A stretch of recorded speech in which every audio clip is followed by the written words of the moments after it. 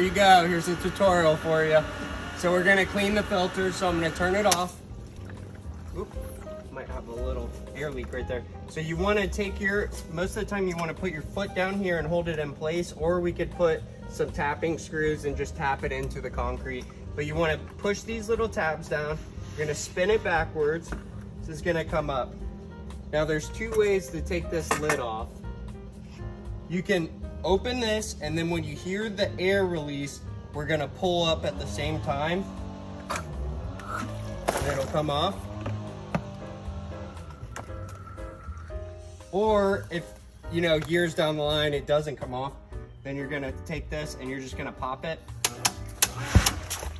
and it'll pop itself off. So, but basically once you get the lid off, you're going to take your fingers and stick them inside the grid, and then put your thumb on top of this, because this right here can break over the years, so it needs to stay in place and never move.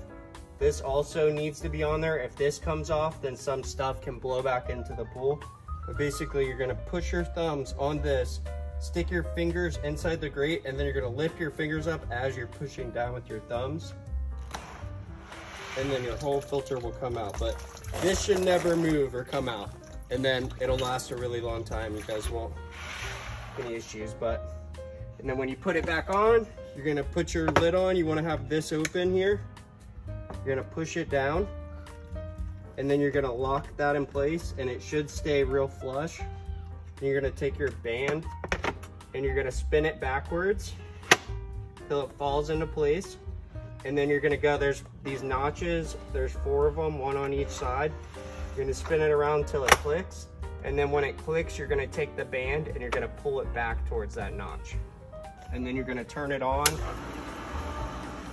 When you turn it on, you wanna open this and just make sure you're not blowing it on, you know, walking around, and then it'll hit you. You're gonna let the water come out.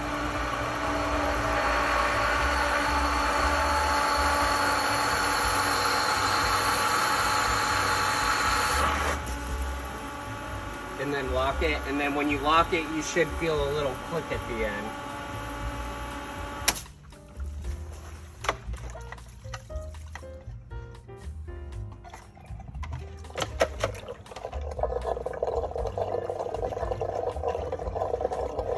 And put some lube on that so it won't squirt out every time.